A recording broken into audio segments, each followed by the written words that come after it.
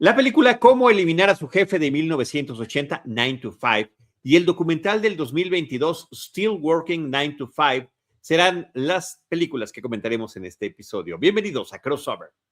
Esto es Crossover. Dos películas, una temática y 1000 razones para debatir. Con Iván Morales y Charlie del Río.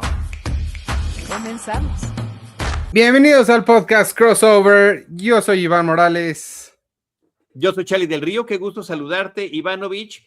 Y mira lo que estamos haciendo. Estamos, para decirlo en una frase popular, estamos estirando la liga lo más que se puede. A partir del estreno de El Diablo Viste a la Moda 2, platicamos de la película Working Girl, que tú habías confundido con 9 to 5, con cómo eliminar a su jefe. Y a mí me pareció una muy buena idea, lo dije el episodio pasado, te lo reiteré y te sugerí que la retomáramos, porque me parece que sigue siendo una película muy importante y que al final de cuentas, tanto 9 to 5 como Working Girl, que se llama Secretaria Ejecutiva en México, y posteriormente El Diablo Viste a la Moda y su secuela, tratan los mismos temas de la situación laboral, sí, desde el punto de vista femenino, lo cual es una de las partes muy importantes que maneja. Sí, yo 9 to 5 sí la había visto, no sabía que se llamaba, ¿cómo dijiste? ¿Mi secretaria ejecutiva? No. ¿Cómo eliminar a su jefe? Y Working Girl es secretaria ejecutiva. ¿Cómo eliminar a su jefe?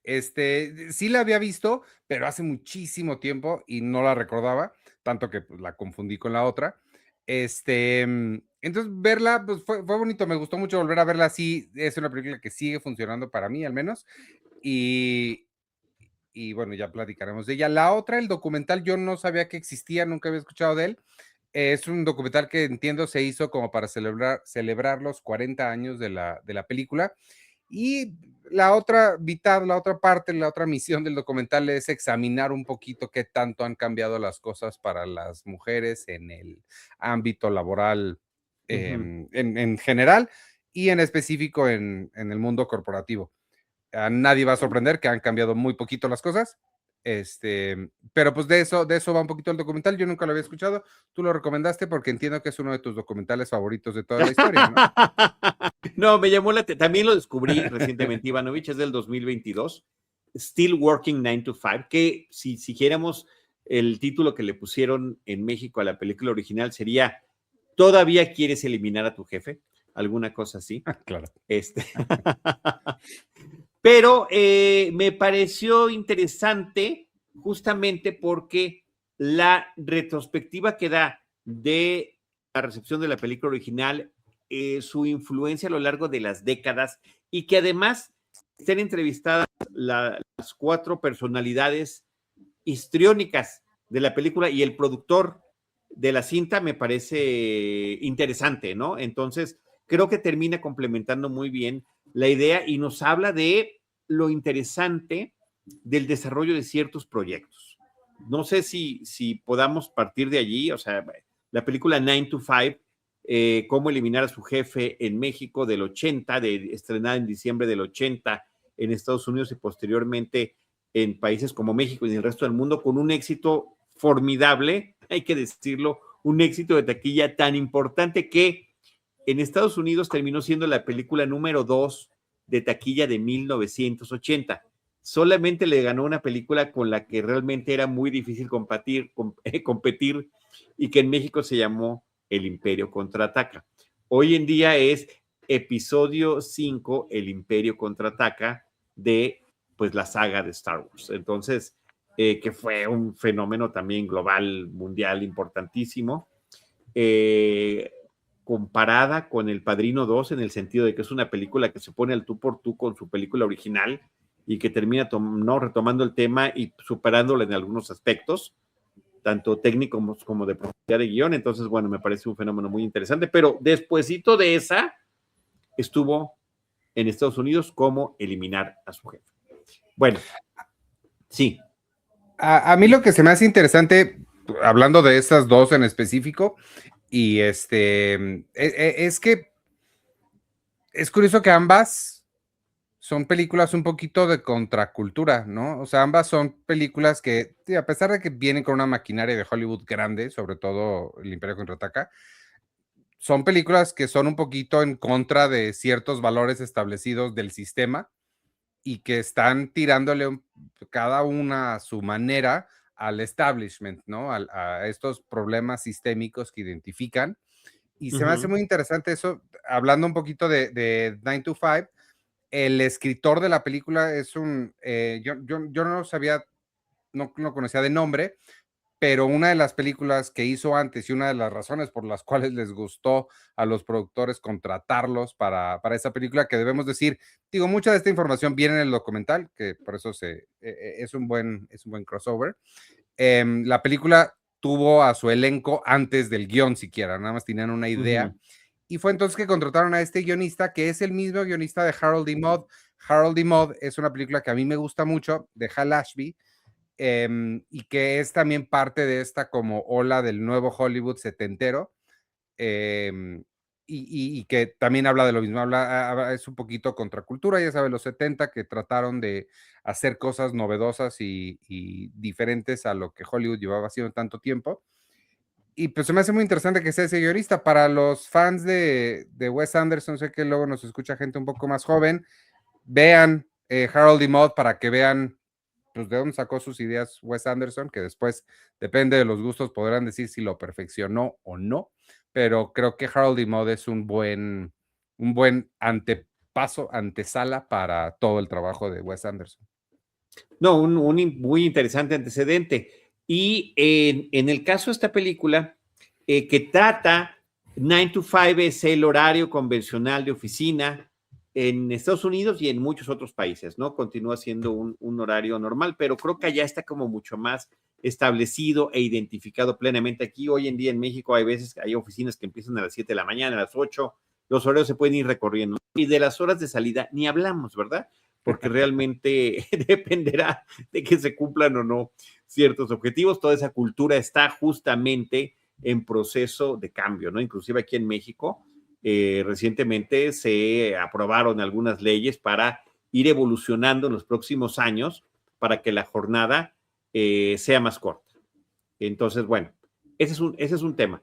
Y la película trata sobre una señora que se acaba de divorciar, interpretada por Jane Fonda, que ingresa al mundo corporativo trabajando como secretaria y qué es lo que ella se encuentra en ese lugar de trabajo, ¿no? Se encuentra por una parte la solidaridad de las mujeres que trabajan allí, pero también encuentra la figura del jefe de la sección a la que ella pertenece, que es un tipo ególatra, sexista, abusivo, o sea, es una de las peores personas que hemos conocido en el cine y que nosotros podemos identificar que seguramente en nuestra vida laboral habremos de haber encontrado gente de esa naturaleza. Y a partir de las experiencias que empieza a vivir allí y de la conexión que tiene con otras dos de las secretarias que allí trabajan, una interpretada por Lily Tomlin,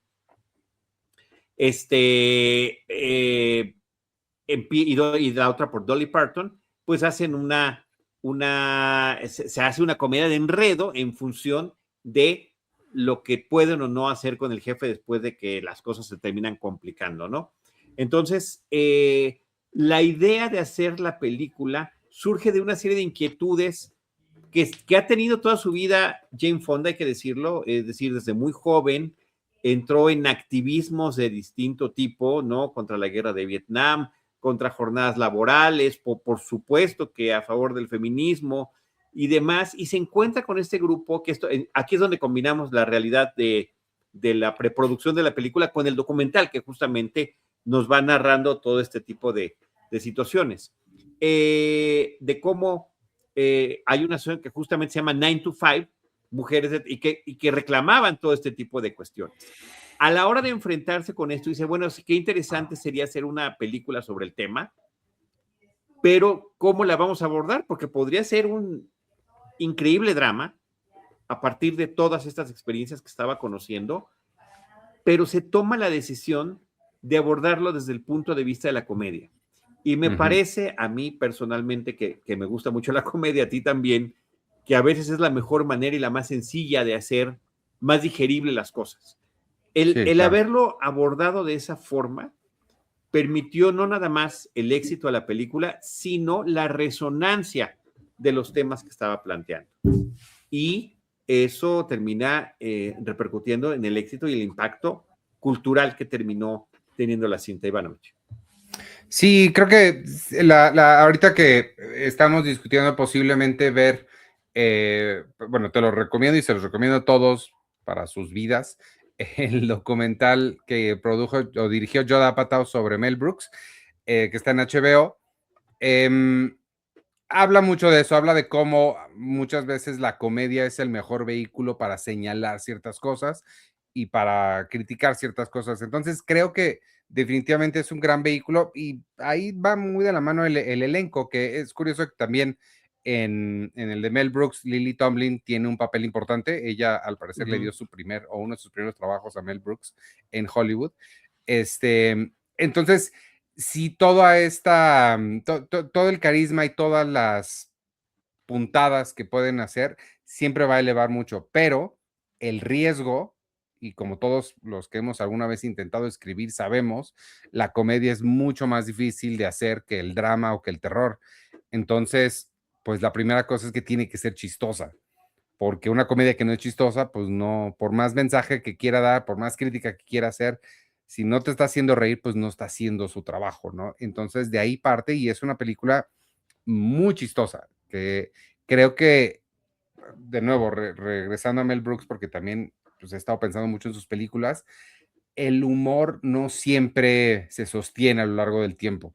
El humor es algo a veces muy contextual, muy temporal, y en este caso, en el caso de esta película, creo que sigue funcionando porque las cosas de las que se está burlando siguen vigentes y la forma en la que lo hacen creo que también sigue vigente. Entonces, completando el elenco, la última que nos falta mencionar ahí es Dolly Parton, alguien de quien yo en particular soy muy fan. Ella escribió la canción que le da, bueno, que se utilizó como el título de la película también.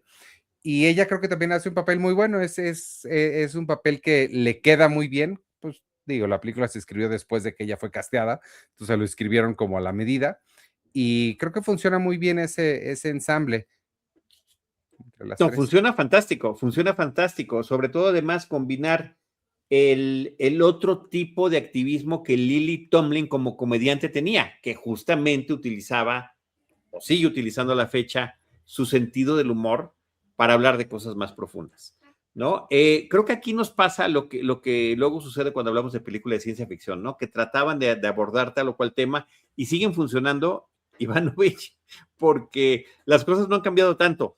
Creo que sí ha habido una evolución, pero no del tamaño de la que se hubiera esperado tantos años después, ¿no? Claro. Es como cuando hablamos de las películas de la Guerra Fría y que estábamos preocupados en aquel entonces porque pudiera haber un desenlace nuclear en el mundo y hoy volvemos a ver las noticias y desafortunadamente no estamos lejos de ello todavía. Entonces, aquí los temas eran la desigualdad salarial, el acoso laboral, la invisibilización del trabajo femenino, cuáles eran estas culturas corporativas, ¿no? Cómo terminas combinando tu vida personal con tu trabajo.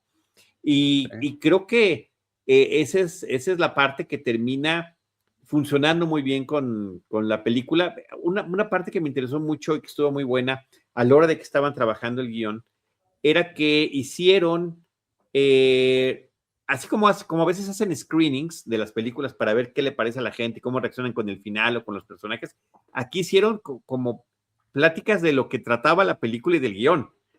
Y una de las partes que se exploró era saber si las secretarias, las mujeres trabajadoras, habían alguna vez fantaseado con hacerle algo a su jefe. Y entonces resulta que esa terminó siendo una fuente inacabable de ideas y de posibilidades y de una forma en la que se podían desahogar un montón de tensiones. Y creo que es una de las partes mejor integradas en la película, de una forma muy elegante, inteligente, divertida, y que hace los espejos con la propia realidad que está reflejando la cinta y que termina funcionando de manera increíble.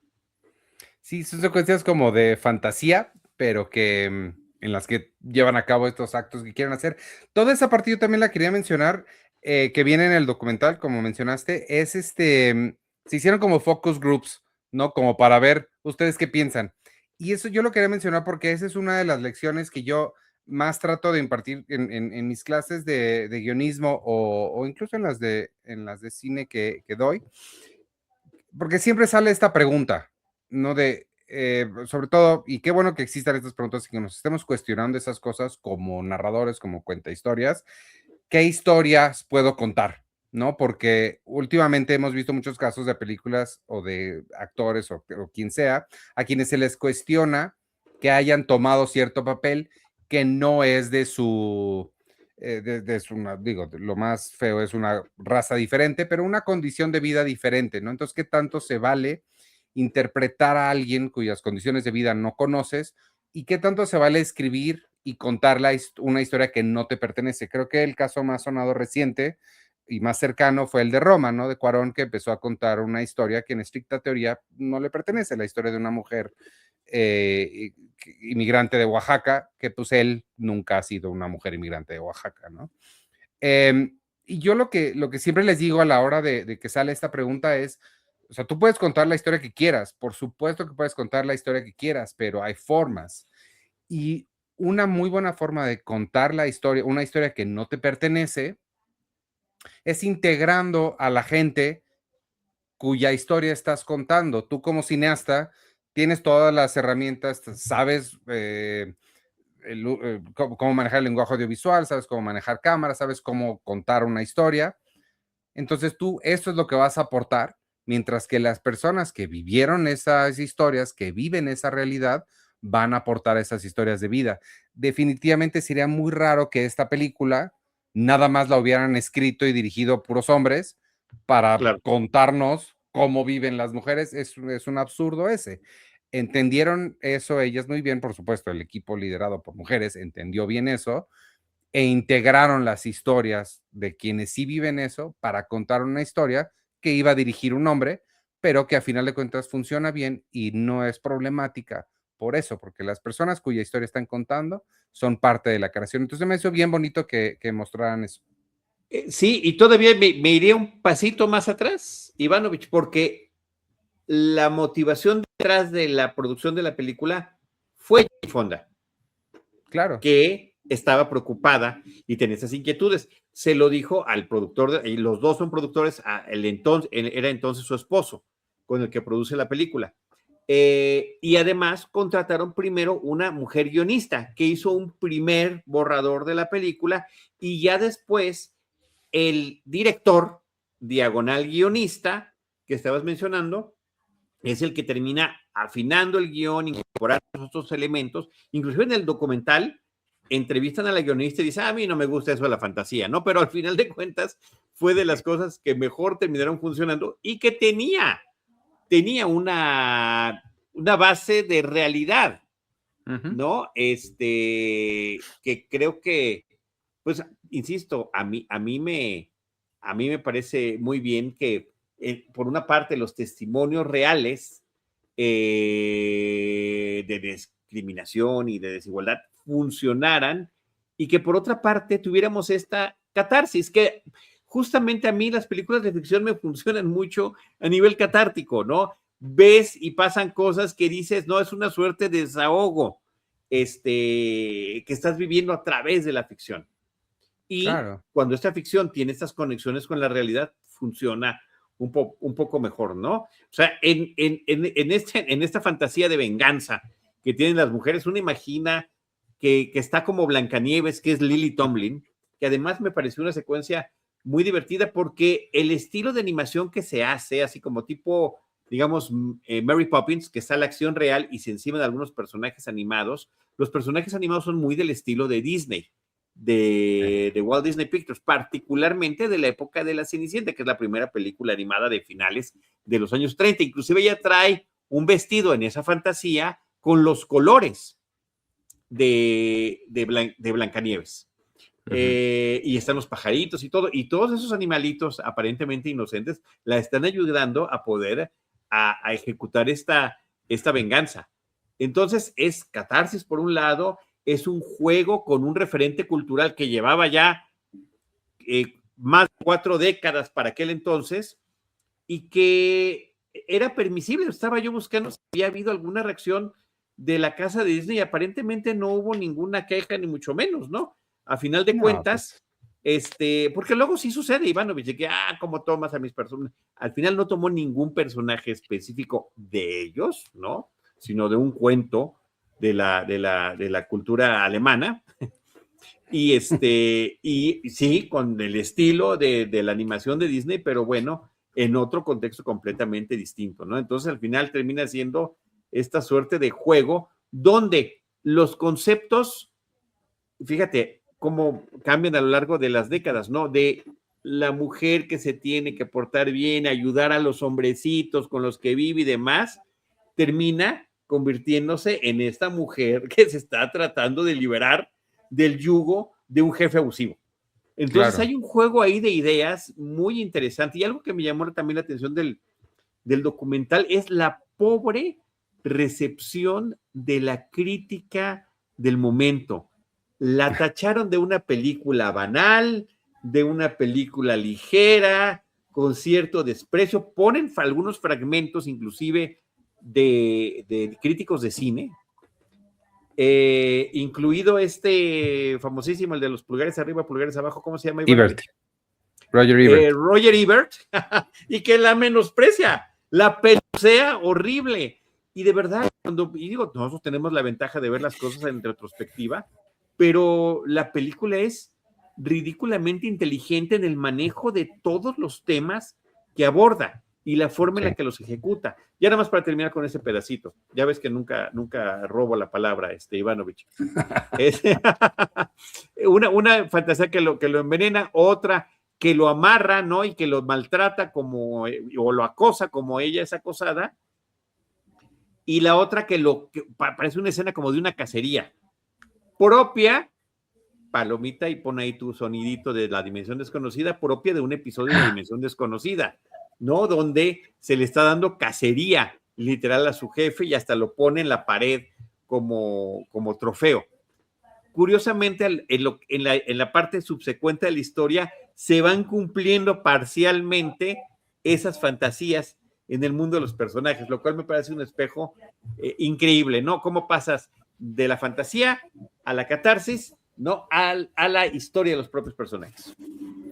¿No hay un episodio de La Dimensión Desconocida donde se haga esta como inversión de roles tradicionales de género?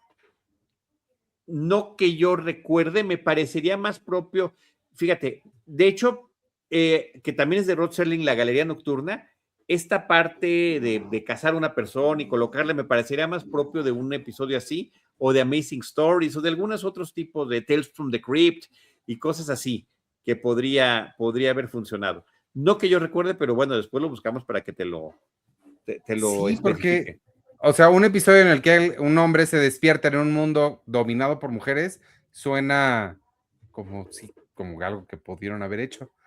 Como de Twilight Zone, así es. Ya van 2 historias que se nos ocurren que no hicieron, que hubiera estado padre que hicieran. Deberíamos hacer tú y yo producir una nueva versión.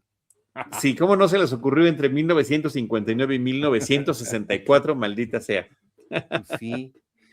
A mí, ya entrando a esta parte, después de la fantasía, ya que sucede, lo que hay un malentendido al centro de la película. Y yo, o sea, sin spoilear, por si alguien no la ha visto, vayan a verla, porque sí vale mucho la pena. Pero hay un gran malentendido, y me gusta mucho nada más para seguir, porque ya me metí ya me puse mi gorrita de maestro de lenguaje audiovisual. Ejecutan perfectamente la teoría de Hitchcock del misterio. Del misterio sucede cuando la gente en el público sabe que hay una bomba debajo de la mesa, pero uno de los personajes no, y nada más estás esperando el momento en el que explote. Eso está ejecutado perfecto aquí con el misterio que hay, es un misterio cómico, con el enredo que hay, pero nosotros como público sabemos perfecto qué es lo que está pasando en realidad y es mucho más divertido verlas a ellas tratar de salirse de este embrollo del que nosotros ya sabemos, ¿no? Lo que está Que sucediendo. posiblemente Ivanovich sea la parte más oscura de la película, porque efectivamente en Claro, determinado momento la secuencia previa del café y la subsecuente del hospital, absolutamente hitchcockiana, sin ningún lugar a dudas. Porque también muchas películas de Hitchcock tenían que ver con el enredo, con la claro. confusión de identidades sobre todo. Y aquí termina también aconteciendo esto de alguna manera y me parece delicioso, ¿no? No era una bomba debajo de la mesa, pero sí un cuerpo en la cajuela, ¿no? Entonces, digo, en la película La Soga, toda la película hay un cuerpo en un baúl, ¿no? Ahí Claro. atorado. Entonces, sí, esa referencia también yo la pesqué de esa manera. Sí, entonces está muy bien construida, está muy bien contada la película. A diferencia de muchas películas de esta época, no se siente el tiempo realmente, más que por los peinados y el diseño de producción y demás. Entonces, creo que sí vale mucho la pena pues sí, para entrar un poquito con el documental, lo que mencionan, pues digo, sí, desafortunadamente las cosas no han mejorado muchísimo, o como decías, no como uno esperaría que hubieran mencionado después de 40 años de estrenada la película. Pero esa parte creo que digo, a mí el documental, para entrar en materia del documental, a mí no me encantó, porque la primera parte a mí se me hizo como un making of muy X, como 20,000 que hemos visto, y la segunda parte, que ya es donde se meten como pues a los temas de hoy, de cómo está la disparidad salarial hoy en día, cómo están todas estas cosas. Creo que mientras el tema es importante, me parece que la forma en la que está contado cansa. Entonces, estuve pensando muchísimo, y te lo comentaba antes de entrar al aire, estuve pensando mucho en este documental que les platiqué hace unas semanas, un documental mexicano que se llama Reveladas, sobre las cineastas mexicanas que comenzaron, que fueron las primeras cineastas mexicanas. Increíblemente más dinámico, más entretenido, y digo, no menos importante, pero sí, pues no sé, creo que hay otras formas de contar documentales que me interesan más. Esta sí me pesó un poquito. Fíjate, a mí me parece que es irregular y ahorita te digo cuál creo que terminó siendo su principal pecado, que no lo comete la película original de la cual está hablando. A mí me gustó mucho y me atrapó desde el inicio, porque no nada más es el making de la película ni cómo la hicimos, sino también la forma en la que sus principales actrices, Dolly Parton, Lily Tomlin y Jane Fonda, interactuaban con los medios de comunicación para platicar la película. Desde antes hay entrevistas de, oye, Jane, ¿estás preparando una película sobre este tema de los centros de trabajo y las secretarias? No, Lily Tomlin, ¿cómo te involucraste con este proyecto? O sea, ver ese material que es de finales de los 70s o del propio 1980, o después posteriormente la alfombra roja, las reacciones de la gente, la sorpresa que significó pues esta suerte de caballo de Troya que terminó siendo la película, cómo abordar un Sí, tema que estaba, digamos, a tambor batiente en la sociedad, en este caso muy en particular de los Estados Unidos con sus ambientes laborales, y que a través de la comedia no nada más te permite entenderlo, visibilizarlo, que creo que esa es la parte más importante. O sea, muchas mujeres se sentían aquí, porque también están entrevistando a las mujeres que pertenecen a ese movimiento, que siguen perteneciendo, que pertenecían en aquel entonces, que fueron consultadas, que vieron la película, qué les gustó, qué no les gustó, cómo impactó, de qué manera no y demás. Y me parece que toda esa parte sí resuena muy bien. Y ver a Dolly Parton, a Lily, al propio productor, a los guionistas, como te estaba comentando, eso está bien padre.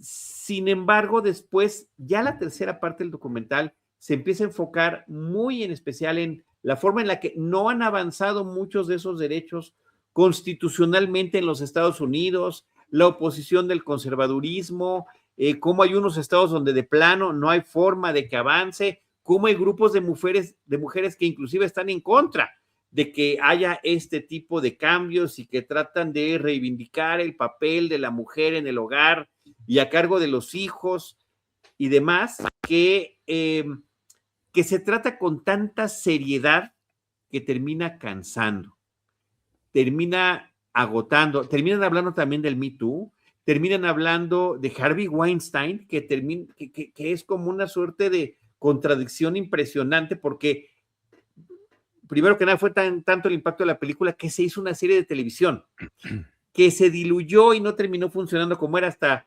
Jane Fonda y el productor terminaron quitando sus nombres de los créditos porque ya no representaba lo que ellos querían manifestar. Pero muchos años después se produjo un musical y uno de los productores e inversionistas fue Harvey Weinstein.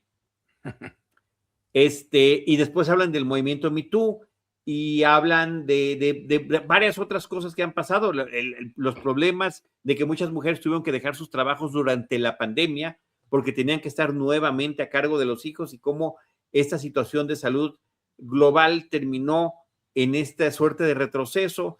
Y creo que todos esos temas son muy importantes y están muy bien que se traten, pero al momento en el que los desvincularon del todo con la película y con el sentido del humor con el que la película trataba de poner el foco sobre ellos, pues pasó lo que temían que pasara en Si la hacían de drama, que no le interesara a nadie. Termina uno perdiendo el interés como espectador de este documental, me refiero, Sí. no sobre el tema, sino sobre la forma que entonces es como anticlimático.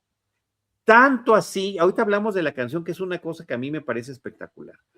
Tanto así que el documental acaba con un cover donde también participa Dolly Parton de la canción 9 to 5, pero ya en un tono más lento. O sea, hasta la canción la lograron hacer aburrida, Ivanovich, que es una canción prendida, entusiasta, o sea, de verdad te prende, te emociona. Y esta es así como el máximo punto de lo anticlimático para acabar. O sea, quedas totalmente así ya en el sillón del espectador ya abatido por lo que ha sucedido. Entonces sí me pareció que pues da un vuelco muy grande la forma en la que termina siendo narrado este documental. Still Working 9 to 5. A mí sí se me hizo aburrido de principio a fin. No, nunca tuvo nunca cayó para mí. Para ser justo. Pero sí, pero a mí sí me emocioné un poquito de escuchar a Kelly Clarkson cantar, porque canta muy bonito. Pero sí tienes razón que la versión original es más padre, más movida. Hablando de canciones originales de Dolly Parton, nada más para lanzar un dato, no sé si tú sabes, seguramente tú siempre sabes muchas cosas, pero no sé si todos nuestros escuchas saben que la canción más famosa de Whitney Houston, I Will Always Love You, es original de Dolly Parton. Y ahí sí la versión de Whitney Houston. Ahí sí la versión de Whitney Houston, sí, pues es Whitney Houston, que se espera. Pero sí es mucho mejor. Pero sí casi nadie sabe, muy poquita gente sabe que esa canción es original de ella. No, bueno, a ver, Dolly Parton es una persona increíblemente talentosa. Lo que termina aportando a la película a la hora de que es incluida es su carisma natural, como dijiste, prácticamente ella se está representando a sí misma y así se plasma en el guión. Es su forma de ser natural, su forma de hablar sureña, estadounidense, con ese tono country que tiene. Ella dijo, sí acepto, pero solo si hago la canción. Bueno, me parece que es una de sus canciones más exitosas de su trayectoria. Un elemento increíble que a mí me gusta de la canción es la incorporación de los sonidos de la máquina de escribir. Yo no sé si, de verdad, si tus alumnos, Ivanovich, saben o están familiarizados con el sonido de las máquinas de escribir. Parte también del encanto que tiene la película es ver todo este, si bien, insisto, es de los 80, pues la película está representando el mundo de los 70, ¿no? La década de los 80 estaba apenas comenzando cuando la película se estrena. La moda, los peinados, pero también este ambiente de oficina, donde está el sonido de la máquina Xerox, la fotocopiadora ocupaba un cuarto como una bodega, porque era un monstruo de maquinaria. Y el reloj checador, o sea, hay un montón de sonidos muy peculiares del ambiente laboral que todavía en muchos países y en muchos trabajos de oficina se siguieron escuchando durante mucho tiempo. Pero incorporar el sonido de la máquina de escribir, la melodía, a la canción como elemento, me parece que es una genialidad increíble. Según la historia, parte de que Dolly Parton, con sus uñas que tenía muy largas, jugueteaba con ellas para hacer el sonido, que ese sonido de sus uñas se incorpora, además del sonido real de la máquina de escribir. Y debo decir, Ivanovich, que el inicio de la película, de los créditos de 9 to 5, de cómo eliminar a su jefe, con la canción del mismo nombre de Dolly Parton, es uno de mis inicios favoritos de la historia del cine. Es de esos momentos en los que estás viendo, estás escuchando la canción, estás viendo las imágenes de Jane Fonda, como caracterizada como esta señora que va entre la multitud de trabajadores de una gran ciudad como Nueva York y se pierde en la multitud y demás, y estamos escuchando lo que describe la canción, que es justamente este horario laboral, más el sonido de la música. Esas son unas canciones que te emocionan. A ver, sí. Lo pondría, no te voy a hacer reír, al nivel del inicio del Rey León, o sea, de que empieza, de que son esas películas que arrancan con una canción y que la canción es parte de la historia que estás a punto de ver. Diría lo mismo del inicio de la boda de tu mejor amigo, con Wishing and Hoping. Ah, claro, sí. Son estas chicas, o sea, una cantante vestida de novia y sus 3 coristas con fondos de color. ¿Qué te emocionas? Dices, voy a ver algo padre. O sea, no sé qué va a pasar, pero voy a ver algo padre. Y esa parte me pareció increíblemente atractiva, y a la fecha ustedes pueden agarrar únicamente 9 to 5 y opening de la película para oír la canción y ver la escena, y de verdad que van a salir encantados. O ver la película completa, que por cierto no hemos dicho, está disponible en Disney Plus porque era parte del catálogo de 20th Century Fox. Ah, claro, sí. Pues yo, o sea, sí, no es sorpresa que lo hayan vuelto musical, porque pues sí, la película comienza con esa secuencia muy padre. Me recordó también, hablando de Women at Work,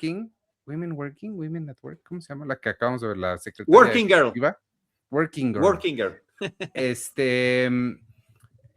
Una de las, dijeron que la historia se le ocurrió al escritor cuando notó que en Nueva York había muchas mujeres caminando hacia su trabajo con los tacones en la mano y caminando con tenis.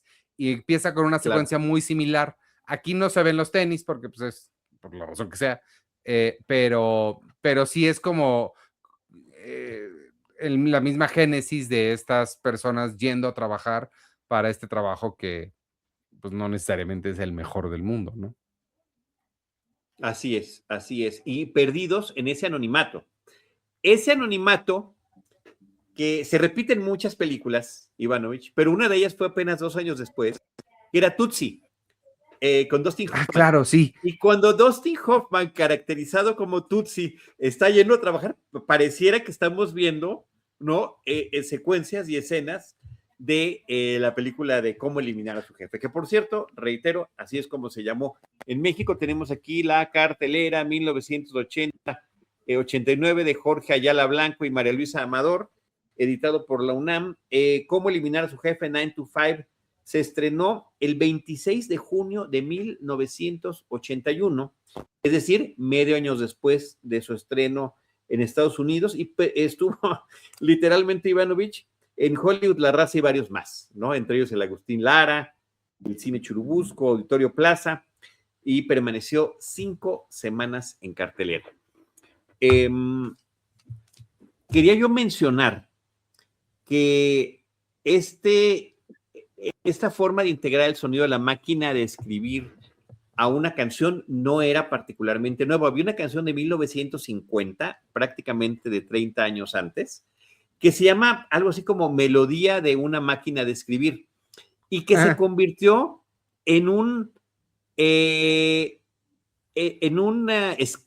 suerte de sketch recurrente de toda la trayectoria de Jerry Lewis, que tú puedes encontrar en YouTube videos de Jerry Lewis en diferentes momentos de su vida, muy jovencito, mediana edad y ya grande, haciendo este sketch, que era poner esta canción y él hacerlo con máquina de escribir invisible.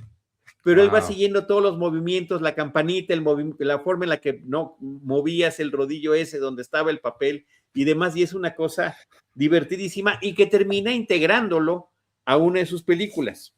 La película se llama Who's Minding the Store, que se podría traducir como quién está a cargo o quién se está encargando de la tienda, ¿no? Ajá, Aquí en México le pusieron Un loco con suerte. claro. Es una película de 1963 que se estrenaría hasta 1965 en México, en abril de 1965, y estuvo 6 semanas en cartelera. The Typewriter es parte del título de esta canción y aparece en esa película. Y si podemos, vamos a ver si incluimos, ¿no?, en la descripción del episodio el link a esa escena para que la vean qué divertida es. Y ya muchos años después, en la película Atonement, que se llamó Expiación, Deseo y Pecado. Ah, sí, cierto, sí. La música, el score de Dario Marinelli, sí. integra el sonido de la máquina de escribir, que además tenía que ver con que uno de los personajes escribía historias y se vuelve un elemento muy precioso de la película, ¿no? Entonces, cuando este tipo de sonidos se incorporan a la música de una manera inteligente y efectiva, podemos tener este tipo de resultados. Sí, yo, nada más, mi único comentario es, me dieron muchas ganas de ver Tootsie otra vez. La vi hace poco, pero sí, me gusta mucho. A ver si no oye, a ver si no terminamos hablando de Tootsie la próxima semana, porque entonces estamos haciendo sin querer una suerte de concatenación de historias y de películas. Concatenación. Está bien, pues no sé si tengas algo más que decir de estas dos o pasamos a otras cosas que vimos esta semana. Subrayar algunas de las cosas que hice porque sí, que dijimos, que ya mencionamos, porque me parece que sí son importantes, ¿no? La parte de Jane Fonda como personalidad, hija de un actor famosísimo como es Henry Fonda, que forja su propia carrera como actriz y productora, y que antes que la comedia y muchas veces antes que el cine, aprovechaba su papel de celebridad para el activismo, ¿no? Contra la guerra de Vietnam, los derechos civiles, inclusive por movimientos sindicales, la desigualdad laboral y demás, ¿no? Entonces, y ya había integrado en películas como The China Syndrome temas similares, pero la primera vez que lo hace con comedia termina siendo en esta película de 9 to 5, ¿no? De cómo eliminar a su jefe. Entonces, eso me parece que es interesante. Y la otra, que se menciona en el documental y que me parece muy, muy interesante, es que había discusión entre los ejecutivos del estudio de quién iba a ser el jefe. Y por ahí se mencionaban nombres, no sé, creo que Dustin Hoffman era uno de ellos, no sé si te acuerdas, Ivanovich, sí, claro. a los que estaba, digo, hablando de Tootsie, ¿no? pero no sé, ¿qué tal si pudiera ser Jack Nicholson o Burt Reynolds o Chevy Chase? O sea, y dijeron no, o sea, tiene que ser alguien medianamente conocido, porque Dabney Coleman, que lo hace increíble, venía a la televisión, pero que no le robara de ninguna manera el protagonismo a los 3 personajes que están interpretando nuestras queridísimas secretarias. Entonces, me parece que también ahí está esa decisión. Y la otra es que el actor terminó interpretando hombres arrogantes, narcisistas, superficiales, burócratas, machistas, pero no es un villano, o sea, sí es un villano de caricatura, pero no es tan odioso como debería de serlo, pero jamás te pones de su lado. Sí, encontraron un término medio, de verdad, que me parece muy difícil de encontrar. Como dicen algunos de los personajes al final de Las Chicas, hasta casi nos da lástima en algún momento, ¿no? Pobre diablo. Y la otra es que, jugando con esos temas de fantasía que maneja la historia, gracias a la ausencia del jefe que logran ellas, digamos, ejecutar de alguna manera, empiezan a implementar cambios en la oficina, horarios escalonados, una guardería, y termina todo eso repercutiendo en una efectividad laboral que hasta el presidente de la compañía termina presentándose a personas para ver quién es el responsable, ¿no? ¿Qué hace al respecto? Y dice, bueno, esto está bien, pero no nos dejemos ir de más con lo de la igualdad salarial, ¿no? O sea, imagínate, Ivanovich, la forma a la que lleva todo esto. Y la otra, que también viene en el documental, que las partes de acoso sexual sí les tuvieron, o sea, tienen escenas filmadas que eran más fuertes, no necesariamente físicas, pero sí hasta de comentarios entre los personajes masculinos, y sí creo que tomaron muy buenas decisiones de qué se quedaba y qué lo dejaban. El mensaje me parece que quedaba absolutamente clarísimo. Sí, sí, estoy de acuerdo. Sí, estoy de acuerdo. Muy bien. Y eso de las guarderías es algo que se sigue luchando hasta hoy y nada más no. Hasta hoy en día. Ahorita voy a buscar el nombre de la canción específica, la que te decía de The Typewriter con Jerry Lewis, independientemente de que lo pongamos como parte del episodio. Ok.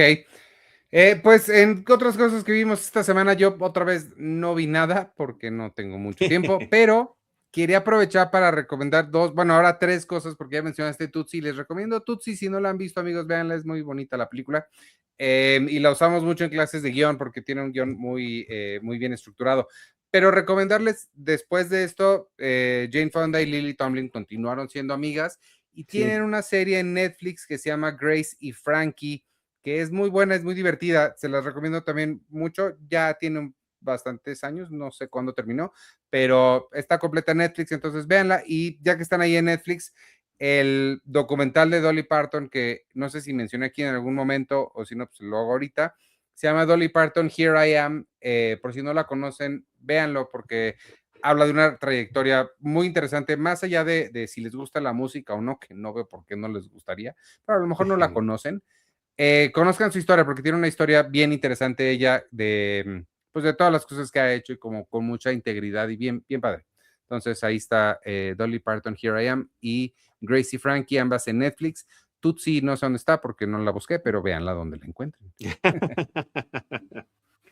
A ver si ya la comentamos posteriormente, Ivanovich. ¿Algo más que hayas visto?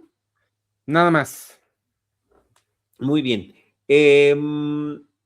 Aquí en esta casa hemos seguido viendo películas de Batman y tocó el turno de ver Batman y Robin, que de verdad es espantosa. Es así. Batman Forever no. Es así. Las dos, pero Batman y Robin no. más.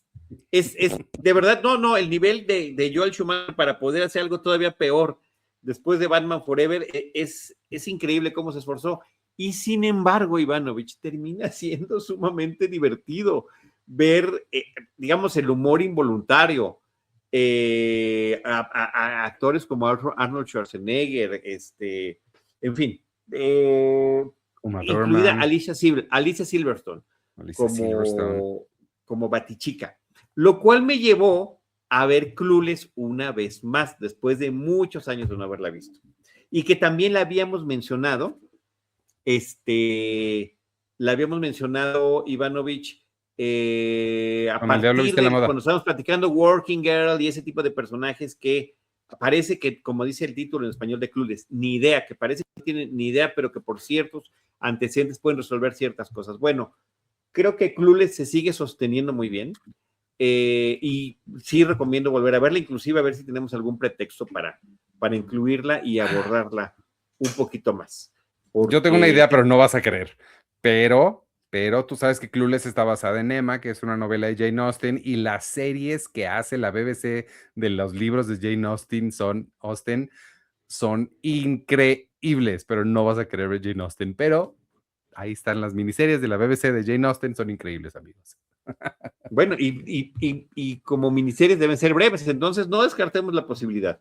Ivanovich, no la cuando quieras. Todo. En septiembre se estrena una nueva versión de Sensatez y Sentimientos, entonces podemos verla. O si quieres la película de Kate Winslet, que es película, pero lo platicamos. Ok, nos ponemos de acuerdo, Y otra cosa que vi, porque pues se acaba de estrenar la película de Mortal Kombat 2, y yo no había visto la primera del 2021 y la vi y me parece... Jane Austen, Mortal Kombat, o sea. Ajá, otra película mala pero divertida que vi esta semana.